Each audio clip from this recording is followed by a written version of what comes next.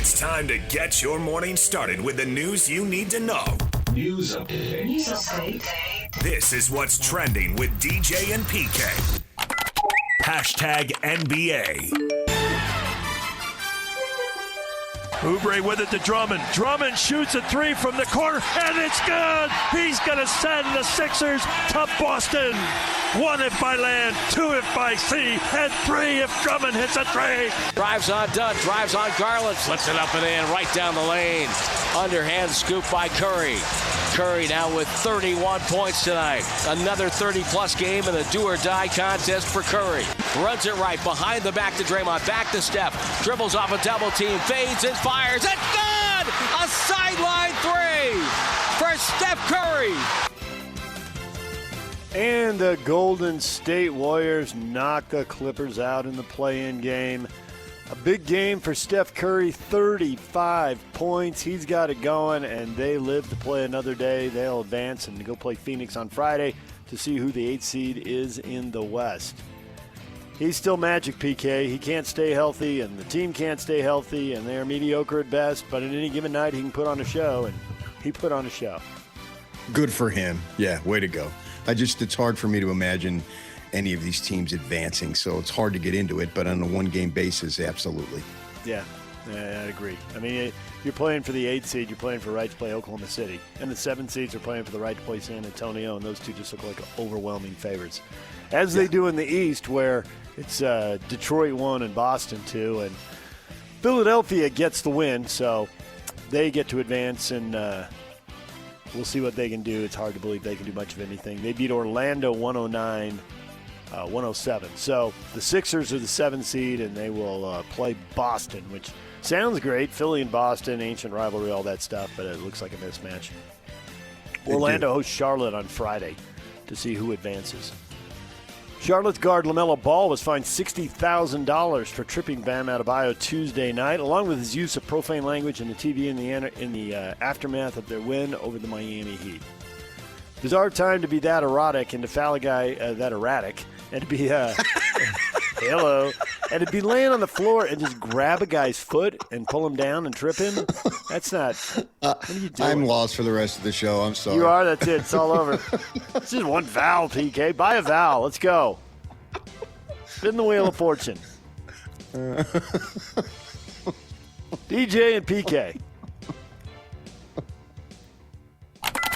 Hashtag college basketball. He's back. Robert Wright III went into the transfer portal, went to Kentucky, took a trip there, visited Mark Pope, looked around, Rupp Arena, came back and decided to return to BYU for his junior season. And the Cougars also get Jake Walling in the portal. So they had a couple guys who you assume are going to play a bunch of minutes this year, PK. That's a big part of the starting lineup, I would assume. I don't know if Jake is going to start. I have to see what the roster looks like, but I don't really care if he starts because these are the types of players that I've been talking about that they need to get on their team and to be able to have those types of guys. Veteran dudes know the BYU way. I think he's from Provo, right? And he originally signed there, and he's got some athletic ability. There's no question about it. And they just need some better players from 4, 5 to 6, 7, 8, 9, however deep they want to go, as they did Kevin Young's first year. As far as Rob Wright, what I heard nationally jives with what I heard locally, that, he feels comfortable here. And there's something to be said for being familiar with your surroundings. That even extends beyond the basketball floor and all those things that go into it. He's going to get paid. He should get paid, man. Everybody else is getting paid. What am I going to crack on him for seeking as much money or seeking more money than he had, whatever the money might be? It's, I heard, my gosh, these are unconfirmed reports. I'm hesitant to say it, but, I heard upwards of $3 million. That seems outrageous. But if that's the going price until they change the rules or have modifications, he ought to be getting some of it too. I'd have my hand out to be able to receive it. If players XYZ and I'm capable of competing well with them, they're getting it. Why shouldn't I get it?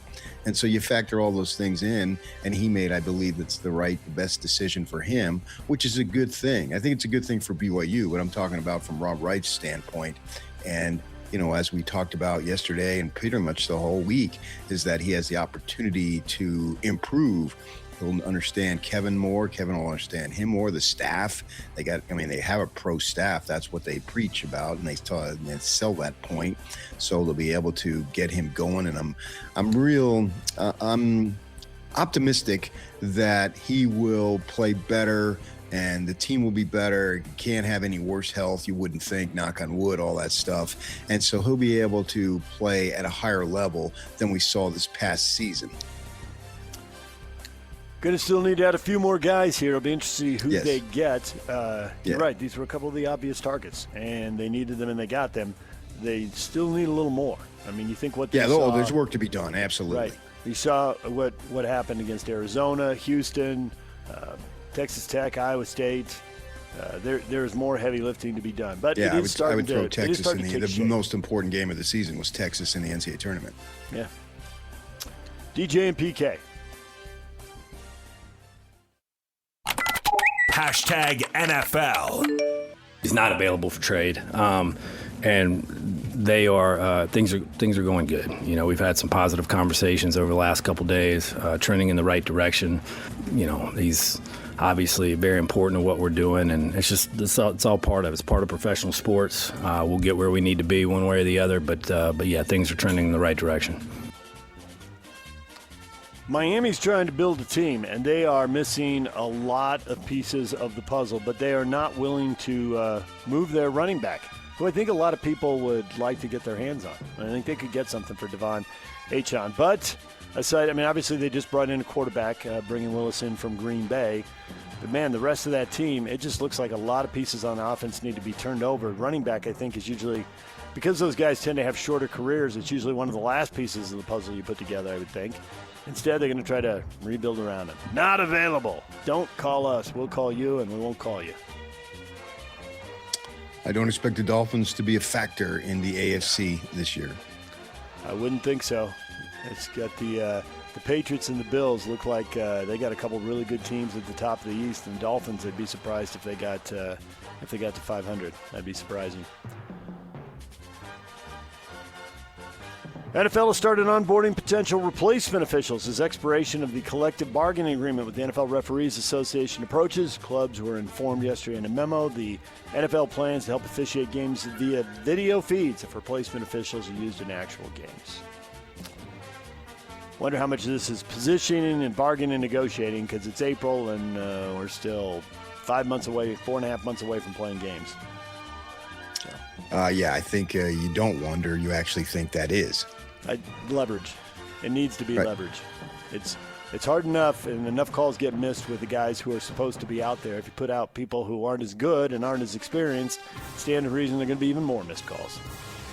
You think there's enough calls? You think that's an issue? Calls are being missed? I think it drives people nuts when it's your team and calls are missed. Yeah. I'm not arguing that. I'm asking you, do you think there's enough calls being missed? There are quite a few calls being missed, yes. I can watch the games and get over it. It's fine. But, yeah, I see stuff and think, what are you calling? And I see them at times in high-profile situations. That Rams-Saints playoff game a few years ago, that was pass interference, throw the flag. What are you doing? Everyone goes back to that one. I understand that. Well, it's the most egregious one out there. I think this is an opportunity, then, for you to get into refereeing. No. Because if you're seeing it, you've got an eye for it. DJ and PK. #college football. Arch Manning's been limited this spring as he recovers from off-season foot surgery. He says he feels 100% now. He's ready to return. Says he's taking it slow, but if there were a game today, he'd be playing. And as far as lessons learned last year, I think I could have had more fun. The first half of the season, I was pissed. I wasn't playing well, and it wasn't fun for me. And then I sort of said, screw it, and I had a little more fun and started winning some games. Just said he was too hard on himself. So I guess part of playing for the first time, PK, we want these stars to be awesome right out of the gate. It's fun when they are, but this is also a more normal progression. Well, it's his third year now, obviously, but last year was his first year as a starter. And I could argue that there's never been a more hyped quarterback coming from the high school ranks into college. And just simply the last name has a lot to do with it. Obviously, grandfather, uncles, Hall of Famers, and you've got that name, and you're going to Texas, and it's wow. I mean, it's just amazing to think that he can even have any success relative to the expectation level, because I can't think of him, certainly not more of a publicized kid. Nobody comes to mind. Obviously, Tom Brady didn't have it. He never really was a big-time, full-time starter at Michigan, and everybody considers him the greatest quarterback of all time. And then you go back to other quarterbacks. Steve Young was 47th on the depth chart, and I think that was at safety. It wasn't even at quarterback. And when Joe Montana played, there was really no hype to the level that it is now for high school kids, right? Whoever you pick, I can't imagine that there was somebody who had more publicity and more attention surrounding him. So with that in mind, it's almost like it was impossible to live up to it. And I like what he's saying, because the idea is just go play football and not worry about all the other stuff. Don't overthink. Sure, there's enormous amount of pressure because your name is Manning. There's also an enormous amount of blessings that come because your name is Manning. Well, forget all that and just play football. The hype for him was unreal. And there's a lot of hype for 4- and 5-star quarterbacks. But, man, that name, when your grandfather and 2 of your uncles have accomplished the stuff they have, I mean, the second he signed, he was like, well, he'll be the number 1 pick in 2025. So he did his 3 years. He didn't get to play them all. I mean, he was sitting almost exclusively the first year. He barely played at all. And the second year he played a little, and then he got to start. So we'll see if this is the year that launches him to the top of the draft. And if he plays the way he did the second half of the season, it probably will.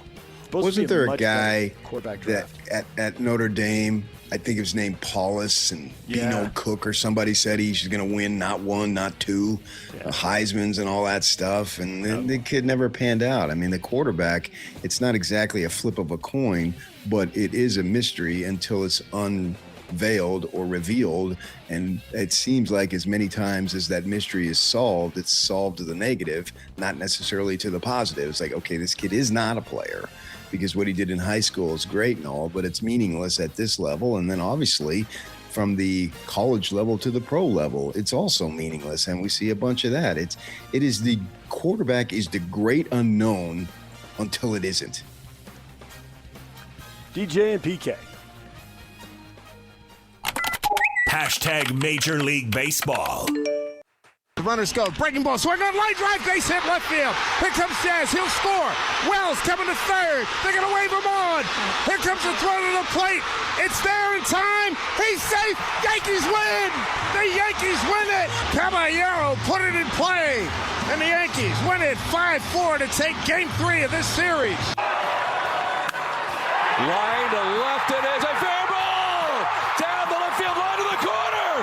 Around from second base, Campusano! Laureano's coming around! Padres will walk it off! Merrill Madness!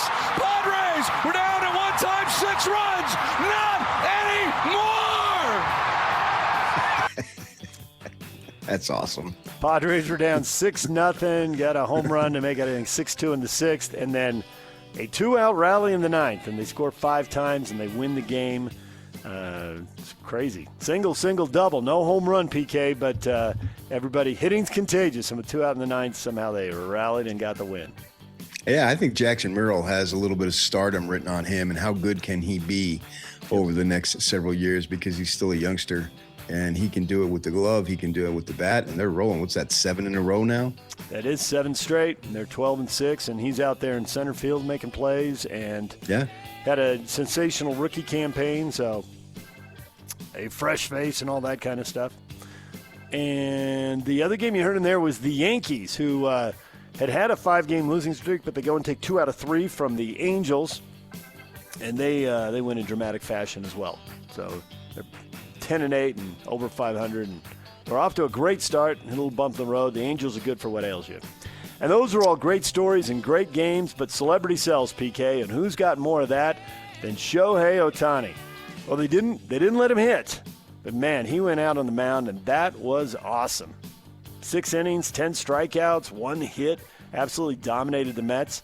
When you've lost 7 in a row and your next assignment is, hey, you get to play the Dodgers and Shohei's on the mound. Awesome. So now it's 8 in a row. Yeah. I watched that game and watched him when he was done. I went to bed. But electric. And I like the fact that they didn't let him hit. And statistically, the numbers offensively are not nearly as good. And they shouldn't be, obviously, because if you're going to be a starting pitcher, hitting is secondary, no matter how great of a hitter you are. And he has the opportunity, obviously, to get back in the lineup as a DH. But, man, he just throws the ball so hard, reading stuff on him, that sometimes he falls in love with his electric stuff, and who wouldn't? And he's got to learn a little bit. They were talking about, I was listening to what Mark Pryor was saying. He's a pitching coach for the Dodgers, and the ability to not rely on one or two things. And as he gets that he will be even more dominant. And the whole premise of the story was that he really wants to win the Cy Young this year. And if he gets enough starts, you got to get enough starts, obviously, to be able to be in contention. And if he does what he's capable of doing, combined with the knowledge of being a pitcher rather than just blowing it by everybody, because it's hard to do consistently start after start to that level, that he is just going to take it to a place where he hasn't been as a pitcher. And if he's going to win the Cy Young, then he's going to go down as the greatest player ever. I mean, Yep. And normally we don't like to say, we do in basketball, but in baseball, we're hesitant to say, oh, he's the greatest, whatever, because of the history of the sport. And wow, if he gets a Cy Young with the 4 MVPs and the stolen bases and the home runs and blah, blah, blah, blah, blah, man, he might be the first active player to be elected to the Hall of Fame. Your point about starts, they're 18 games in. They've only let him start 3 games so far. But the ERA is a microscopic 0.5. The whip is a microscopic 0.72. It's just unreal. And when I watch the Dodgers, and that was a home game at Dodger Stadium, and I always see over in the first row, if the old Entertainment Tonight gal, Mary Hart, if she's there in that first row, I do that then all the you time. know it's a big game. She's there a lot. Well, yeah. I mean, she has season tickets, obviously, and she's a huge fan. That's obvious. But when I try to watch the Dodgers as much as I can. I've got a Dodger hat on right now. That when I see her there, or when I don't see her, I always think, oh, this isn't really a big game. It's like she's my barometer. And when I turned it on, I specifically looked knowing I would see her, because if you're a baseball fan to that level, your butt's going to be there when Shohei Ohtani is pitching. There's just no doubt about that. I wonder, does the whole variable pricing thing happen where they charge more for some games than others? Is the Shohei ticket just worth twice as much? I saw they listed 50,000 there, so that's not quite a sellout at Dodger Stadium. It's obviously an enormous crowd. I think. Yeah, and it's a Wednesday night too. Yeah, and it's a Wednesday night when kids are still in school. So Yep. 50,000. I don't know how that's going to work, because it's hard to figure that out. I think that on the walk-up sales, absolutely, because they have statistics on that. When they go to pay somebody, they have the numbers of when the individual is pitching and how much attendance spikes. Obviously, on the secondary market, it must be through the roof. But yeah, I mean, as far as the single game tickets, there's no question they have that information. And when you hear of these signings, sometimes if you dig deeper, they'll have that available. Somebody will write it up or what have you, broadcast it. So I think the long way of saying is the answer is absolutely yes. Bees beat the Sugarland Space Cowboys 8-3 in the series opener. They play again tonight, 6:35. Tony Park's on the call at 6:20 on 1280 The Zone. The Utah Mammoth will be over on 97.5 The Zone. DJ and PK. #golf. The LIV Tour insists they will finish their current season despite reports that Saudi Arabia's public investment fund is set to withdraw its financial backing for the golf tour after sinking billions into it. They started it up in 2022. LIV Golf in Mexico this week for the 6th tournament of the season. Yeah, well, I mean, it just hasn't taken off. I've watched a couple of them. They've been on late Saturdays when they're overseas. And it's not during the football season or college football season. It's NBA season and into baseball season. But other than that, it's like, oh, I stumbled on it as I'm flicking around. Now, you just said it's in Mexico, so I have no idea where in the country. I just don't think it's taken off. It reminds me of two things. It reminds me of going to spring training, late in spring training, where the regulars, they're not getting one at bat and then taking off because you're getting real close to the season. So they are playing hard. They're trying to accomplish it, but it doesn't really count for anything. What counts is forthcoming, or these things that you have. They'll have like an LPGA player and a PGA player in Florida in December, or a father and son, those types of things. We've had a couple of them in our state. They used to have them, and we would go down to Thanksgiving Point and interview Jack Nicklaus. We had Annika Sorenstam on the show, and some other Johnny Miller came on, blah, blah, blah, right? And so it's golf, and they're big names, but they're just not really playing for anything beyond the opportunity to play, which is awesome, but it's not. There's nothing in the record books that's really, you're playing for a second Masters, you're playing for the Grand Slam, whatever it might be, or these signature events. And they've got one in Hilton Head this week, a course that I've been to. And because I've been to that course, I'm going to watch it. And there's some decent names playing. And just, it doesn't really ring the way you want competition to ring. And when they do send the top live players to the majors, they haven't performed great.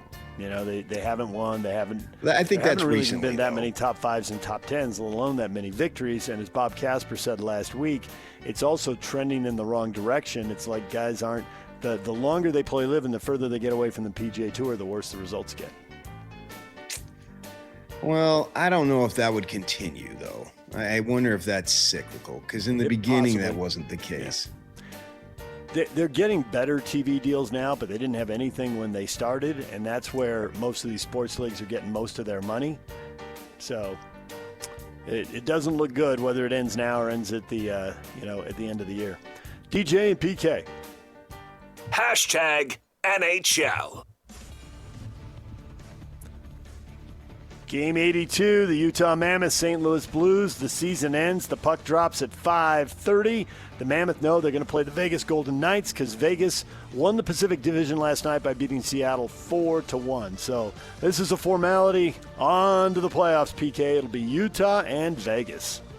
Good. That's what I wanted. I'm excited for when it gets started. What is Trending is brought to you by Shamrock Plumbing. There's no job too big or too small. Get the personal touch with Shamrock Plumbing. DJ and PK coming up. Mike Weir is going to join us next. Cole Bagley's here to talk playoffs at 9:30. Caleb Canales, Weber State men's basketball coach, at 9. DJ and PK, it's 97.5, the KSL Sports Zone. This is Jake Scott and Ben Anderson. I told you we went to this country writers thing in Nashville where you saw these different people that write hits. But mixed in the middle was this old timer. He sang a song about his dog dying. I'm not kidding. Like there were people going, play a happy song, like yelling at this guy. Be happy. Be happy. Guy played like 3 songs and everybody was like, oh, I'm so depressed. Yeah. You know what? Read the room. Yeah, right. By the way, and he said before he sang the dog dying song, he's like, nobody's picked this one up. I can't figure it out. I can. The song was called For Pete's Sake, and the dog was named Pete. It's a little on the nose. I'm just coming to this theater to rock out on some country I barely like, and they gotta sing about a dog dying. Dying dog, for Pete's sake. Oh, it's so bad. So bad, dude. Hear Jake Scott and Ben Anderson every day from 10 to noon on 97.5 The KSL Sports Zone. Make game day yours. Tickets, food and drinks, stats, and streaming. Everything you need is in the Utah Mammoth app. Download today and make game night easy. Download on both Android and iPhone. Tusk Top. DJ and PK, it's 97.5, the KSL Sports Zone. We are joined now by former Masters winner Mike Weir, joining us from the Senior PGA Championship, Bradenton, Florida, the Concession Golf Club just south of Tampa. Mike, good morning. Morning, fellas. Golf is changing nonstop. And I heard the announcement from the PGA Tour, all this talk about redoing the schedule and taking weeks off majors. The senior majors are already a big deal, but you might start getting an open spot in the calendar, Mike. They could become an even bigger deal.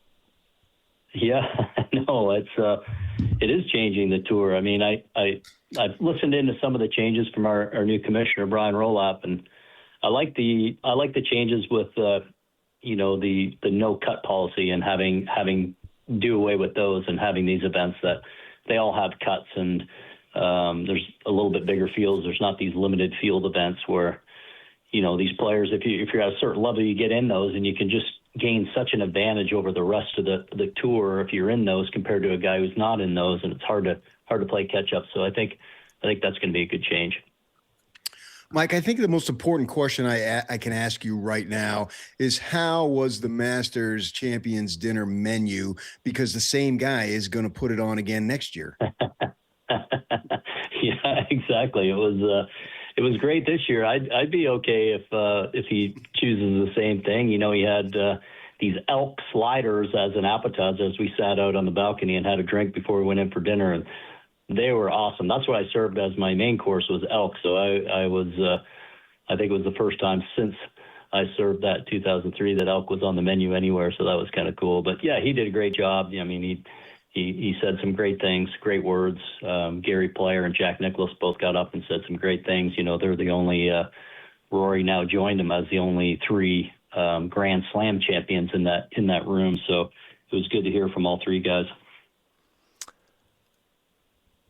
Americans tend to eat on the go, and the Masters, when you see all the different courses in that, for my in-laws' 50th anniversary, we went on a cruise to Alaska, and you have these days at sea, and it seems like the dinner and the courses is spread out over like 2 or 3 hours, just kind of keep people entertained while they're on the ship at sea in that.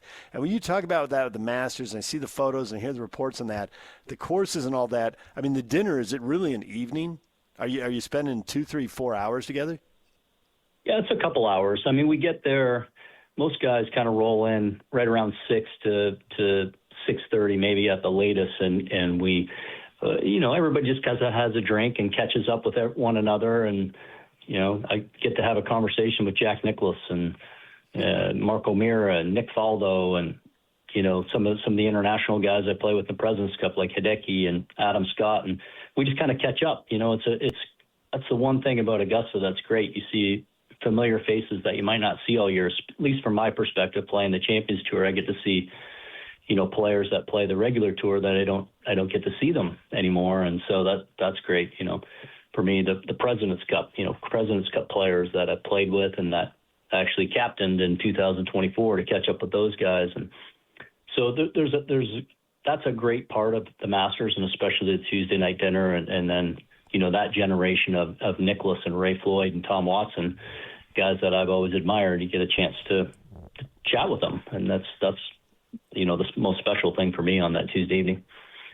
Yeah, that is just so cool. I can only imagine that would just be a fantasy to be able to just be inside the, that what they say, the fly on the wall, because golf, the way it connects the past with the present is really unparalleled in all of sports. And as somebody who's a golf fan, to have you be able to say, yeah, I was talking with Jack and I was talking with Gary Player. I mean, we're talking about one guy who's 90 and another guy's 86 years old, and you're having conversations and you have things in common. It just blows me away knowing that could happen every year. And it's the one place at the Masters, which is, for me, it's almost like a religious experience. If I had ever had been there and be able to experience, just to walk the grounds, which I've not done. Now, as we watched the tournament, there was a lot of talk about the conditions of the course. What did you make of them? Yeah, the course was very healthy. It was in phenomenal condition, best I've seen it in a long, long time. It did play tough, firm, fast, especially hole locations that were on the elevated part of the greens, kind of up on a knoll, a little hump on top. If the pin was sitting up there, those spots get exposed with a little bit of wind and in the great weather that we had that week. So those areas got even extra firm. It was tough to hold the ball around the green, around the pin in those locations. So that played quite tough when the pins were in some of those locations. But I thought it was a fair test, a tough test. I thought they did a great job with the setup. It ended up being a great championship. It looked like maybe Rory was going to run away with it on Friday, but as things seem to happen around there, it always seems to even itself out and end up being a great championship. He's halfway to his second career slam. There's only 2 guys who pulled that off. He's sitting on 6 majors with some legendary names right in front of him at 7, 8, and 9, and only 3 guys have ever got to 10. Sometimes we're prisoners of the moment and the expectations get too high. Sometimes we dismiss people and what they're capable of too quickly, especially if they're doing something unusual that hasn't been done very often. Excuse me. What do you think the expectations should be for the rest of his career, knowing he's got at least 5 and maybe 10 years to rack up even more majors? Yeah, I mean, I think it's easy to look at Rory's game and have high expectations. It's such a pleasing game to watch, I would say. He just plays, unlike maybe a lot of the modern day players who are quite technical and maybe overanalyze everything. Rory plays with a sense of freedom. And I think it's just, as a golf fan, watching him play, I love players that play with that kind of freedom. I wish, envious of, I wish I could play with that much freedom. I tend to overthink things too much. So, but I think, the talent's evident. So the expectations are high. I think, having kind of checked that box of the Grand Slam now, you hope that, inside mentally he is freed up and can just kind of play with house money and keep racking up these majors. I hopefully he doesn't have any injuries. I hopefully he stays healthy. And I mean, when you have ball speed like that, can hit it that far, and the rest of your games keeps getting refined as he gets a little bit older. His wedge game was maybe a weakness of his. Now it's not. His pitching, his putting. That's all that part of his game has sharpened up so much in the last couple of years. So, before he won the Masters in 2025, he was really contending in a lot of tournaments and had some setbacks and some heartbreaks. And now he kind of got over the hump. So I suspect he's going to, take that confidence of getting it done now the last couple of times he's been in contention and, maybe ride that wave here for a few years. One of the things I find is kind of weird with golf, and obviously you've been in that position, maybe you'll be in that position this weekend in Florida, is you're playing and you're competing against guys, but you don't necessarily know how they're doing because they may be 2 or 3 holes ahead or behind, but you can hear cheers and all that. When you're in the middle of it, and the Masters that you won, you needed to go into extra holes. How do you deal with that in terms of, I wonder what player XYZ is doing? I hear a cheer. Or can you just knock that stuff out of your mind and being focused literally on the shot in front of you and not worry about where the leaderboard is because it's something you don't know nor can you control? Yeah, it's a great point. You definitely feel the surge of energy, and not only in your own game, but if you do hear a roar ahead, it kind of hits you internally, and it's, I think, just human nature to wonder what happened. Was that a eagle or birdie or something ahead? But you just don't want it to take away from what you're doing in the moment. Jack Nicklaus, was famous for just compartmentalizing and saying, I can't control what the other guys are doing. I have to stay in my own little bubble here. And it's easier said than done, but that's what we try to do as players, is really focus on what we're doing. For myself, I know the type of player I am. I'm not an overpowering guy. I can't, all of a sudden think, I'm 2 behind, I'm going to attack this par 5 and try to get to this par 5 and 2. That's not playing my game. My game, I have to hit great wedges, and especially if we're talking about Augusta, you have to hit great wedges and attack par 5s that way. This course this week, it might be a little bit different. A senior PGA, the courses aren't quite as long, so I can do that maybe a little bit more, but PGA Tour courses, I could never do that. I had to just stick to my strategy. And yeah, you feel those waves of emotion from other groups, from other players, but you just kind of compartmentalize and stick to your game and execute your game plan. It was interesting. Coming down the stretch as Scotty Scheffler started to get closer and closer, and he made a big putt, and the announcers on the broadcast are like, Rory heard that. What he doesn't know is if that was a birdie or an eagle. That could have been an eagle. It wasn't. It was a birdie.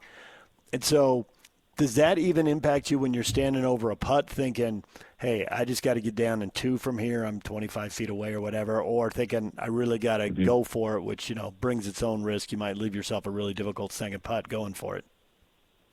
Yeah, I'm sure it affected Rory. You know, I mean, that was a heck of a birdie Scotty made. He hit it in the trees right and then pitched out, hit a tree, and he was still in the trees. Somehow managed to birdie on 15. That's what Scotty seems to do. But I remember Nicklaus, and I believe it may have been in the 70s sometime, and I think it was Weiskopf and Watson were standing on 15 green, and Jack rolled in this big putt up the hill on, I think it was 1975, a long time ago, but he rolled this 40-footer up the hill in on 16. The crowd's going crazy, and those guys had to wait as the crowd, kind of calmed down before they could hit their putts on 15. And I mean, so those things do matter, and they do have an impact on leaders and the mindset. You might think you have it in the bag, and then some guy chips in on you, or makes a long putt, and it can have an effect. It can rattle you. It can kind of maybe even get you more focused on what you have to do, but depends on the moment, I guess, depends on the player on how it affects them. So now we've had two guys in the last pairing on Sunday saying, man, he didn't say anything to me. You had Young this year and DeChambeau last year, I think it was, and Rory's not a talkative guy. When you go out there, are you going to be yucking it up with Vijay Singh, or is it standard that you just keep to yourself? This stage of the game in our 50s, we probably talk a little bit more. I would say that, in my day on the tour, I was pretty into my own game and didn't say much, and kind of had to have the blinders on, so to speak, to play my best golf. You got to know what works for you. A Lee Trevino type guy who has to talk, and that keeps his energy loose, where Nicklaus might not say much, or Ben Hogan might not say much. I might not say much. You got to just know your personality, I think. But, at this stage of the game for me, I've known VJ a long time. We're good friends. Yeah, we'll be talking. He doesn't know hockey very well, so we can't talk hockey. But maybe he loves his cricket. Maybe he's from Fiji and rugby and cricket. He won't drop any Mammoth talk on the road. about How much them can you making follow playoffs the this year? Utah Mammoth? The NHL is here now. The arena is packed. People are going nuts. They're going to play Vegas in the playoffs. We don't have the schedule yet. You got to finish the regular season, play this last game, and then we'll get the playoff schedule. How much are you tracking that? Oh yeah, I'm following it closely. I'm excited we're playing Vegas. Weren't sure who we were going to play there, but seems like a natural rivalry there. Down the I-15. Seems like whenever we play them in the regular season, there's a bit of an edge to those games. And get ready, Utah. Playoff hockey is the best. It is so awesome, so intense. It's been part of my life since I was a kid, watching Detroit Red Wings, which were my team close to where I grew up. And now we have it in Utah. I'm super excited. I can't wait for it to get started. Were you a few months ago at the Sandy post office? I understand you were badgered by some lady. Is that true? That's right. That is true. That is true. Your wife came up and introduced herself. That's right. Exactly. And she said she was starstruck. I said, why didn't you tell him who you were? I said, he probably remembered the old guy he played golf with, and maybe you could have a conversation. Yeah, she we could have. She couldn't get out the words. That's funny. Last thing before we let you go, you mentioned, in the 50s, a different attitude. You're 55 now, and how long do guys play senior golf? What is your plan for that, or at least what is your goal for that? Because we tend to see guys that are fresh into the senior tour at 50, 51 have the most success. I haven't really tracked how long guys tend to stay out there. What are you thinking? Yeah, I think it's different for everybody. I mean, obviously you have the benchmark with Bernard Longer still playing great is mid-late 60s. I think he's 68 now and still playing great golf and still wants to play and is competitive and loves to compete. I mean, I still feel that. I still feel like I'm motivated and want to practice and work at my game and love to work at it. If that goes away and I want to be home more, that's what I'll do. But right now I'm still motivated and still healthy. Lately, my last couple of years, my back's been great. So I've been able to practice a little bit more, and so I'm still enjoying myself. It's an enjoyable time out there. So, if I can play into my early 60s, that would be awesome. I hope so. Yeah, go ahead. Well, we'll be tracking you out there at the Senior PGA Championship, Bradenton, Florida, the Concession Golf Club. And we'll see how you do, Mike. People are still following you here. Thanks for jumping on the air and talking to some of your fans. Yeah, I appreciate it, guys. Thanks. Mike Weir, Masters champ, joining us from Bradenton, Florida. And PK, fly on the wall. How awesome would it be? It would be the thrill of a lifetime. Leaning on a post on that balcony, just watching people talk. And over the years, and Mike, we didn't get into it this time. I think he's talked about it other times he's been on. He got to meet Jack Nicklaus when he was 11 years old. And now 44 years later, he gets to go to a champions dinner with him. That is so cool. That is just awesome. Right. Yeah, the story is, and he's told it to me several times, that he wrote Jack when he was a young boy about how to be a professional golfer, and Jack wrote back. That's just amazing. And there he is, rubbing shoulders, listening to him talk. He just dropped Watson, Weiskopf, Ben Hogan, those other guys that they know. And to be able to go there. I asked him one time on the air, if you had a choice, Mike, would you rather go to the champions dinner or heaven? And he laughed at the question, because What's that the is difference? heaven. That's heaven on earth. You're getting both Right? there. And to be in that exclusive club, and they take that picture every year. I mean, that's just got to be something that's just as unbelievable. We see it like the Baseball Hall of Fame when they have those inductions. I think it's like the last Sunday in July, right? And the guys talking, and in the back are all the living Hall of Famers who want to be there and have the health to be there. And you look at Frank Robinson, whoever they might be, and you see those guys, these legends of the game that are still living. And that's what you have in golf there, and that dinner. And it's such a cool tradition. I mean, I can argue that is the coolest tradition among players, that, not playing the Hell's Bells when Trevor Hoffman comes in or whatever it might be. Yeah. I'm talking about an actual player thing. That is just so awesome. And to know that he's a part of that, and he's a Masters winner, it's wow. I mean, if obviously as a golfer, that's got to be the ultimate, and to be able to experience that, so cool.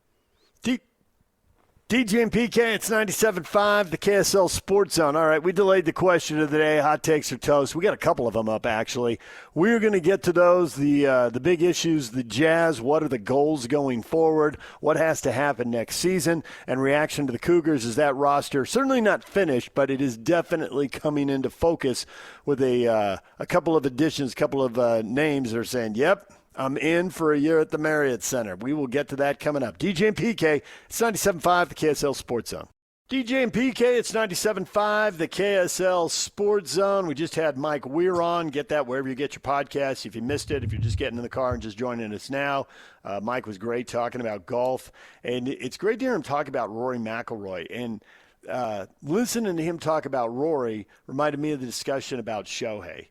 PK, it's like sports is something to do. And that's great, right? You always talk about the Jazz, what a great way to pass a cold winter night, whether they're rebuilding or whether they're going to the NBA Finals and playing Jordan. On a night in January, the season's still unfolding. It's a great way to pass a night.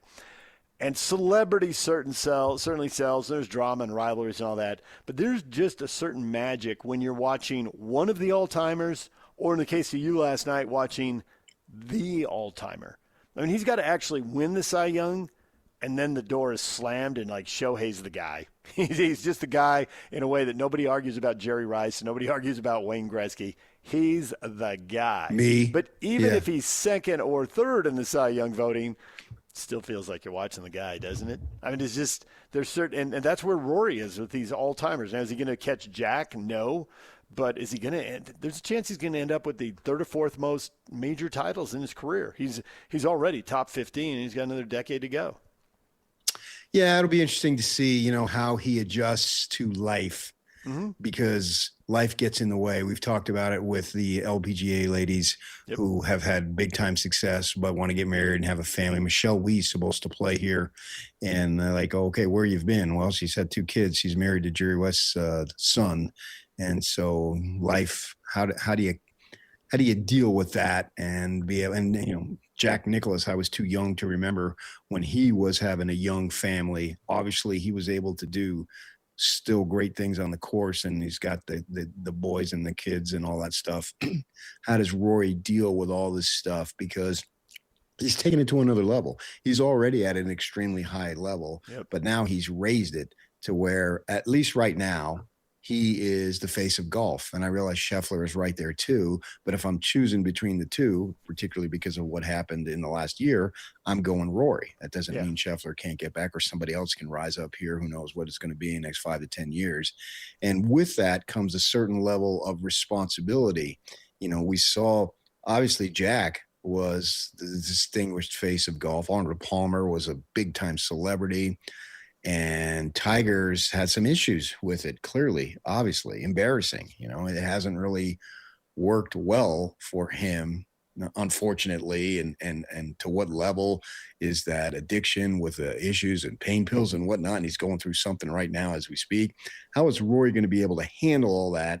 And how did it affect his game? Now, for Tiger, it didn't affect his game at all when he was in his prime. How's it going to be for Rory? How's he going to handle this? It's not newfound, but I really believe it's another level of literally being the face of the sport that is played by millions and millions across the world. And how does he handle that? And all those quotes, you know, and when Tiger was really starting to roll, Jack said, well, but, you know, you just can't come home at the age of 30 and stare at trophies, right? And then there's a family, and then there's demands. We saw that with Tiger. Jordan Spieth just had a quote earlier this year. He's like, well, I'm married, and they got, I can't remember if it's 2 or 3 kids. He's got 3. 3 kids, 3 kids, and I'm married, and I get to play golf part-time. And he got to laugh with it. It was a joke, and he was going for the joke. But there's some truth in that. You know, he's not winning the way he did when he was single, and all he had to do was focus on the next tournament, and whatever he was doing with his swing or his putting. You know, so it's just different. And Rory has been the face all through this stuff with the LIV and all that. I mean, he's had to do a lot of press conferences and talk about the sport and the LIV and the relationship with the guys who've stayed and the relationships with the guys who've gone and putting it together again. And sometimes it's been controversial, and all that stuff weighs on you and is distracting. And I wonder if, and it would never happen, but I wonder if I would like that. You know, I get uncomfortable when people give me attention, but you know, is he got to be holed up in his house now? And you know, somebody like a Justin Rose, I think, probably can walk freely down the street. But Rory can't. Someone's going to notice him. If not, the entire crowd is going to notice him. And how do you handle all that? That's got to be somewhat smothering. I know Tiger would go in Park City because he had some people up here that he would visit, and he had some medical people, and he'd go, and because I knew somebody who owned the place, and he'd rent out the entire place in Park City on Main Street and have it to himself, the whole thing to himself or whoever he invited, so nobody would bother him. That sounds kind of odd, but that's the price you pay for this level of success and the fame that comes attached with it. And as much as Rory is the guy, Scheffler does have 4 majors. And when we get to the U.S. Open, the conversation is going to be about him. Can he win the Open and complete his career slam? Because he has the Masters, and he has the PGA, and he's got the Open Championship. So we're just we're less than – well, I guess we're almost exactly 2 months away from the U.S. Open, and that'll be the story. And if he gets it, then he's got a career slam, and he's got 5, and it is on with those 2 guys. So, well, I think he will get it at some point. I don't know if it's this June, but I think it's coming. Yeah. All right, DJ and PK, it's 97.5, the KSL Sports Zone. BYU putting together a roster. The Jazz are chasing playoffs, whether they want to say it or not. We'll get to that next. Stay with us.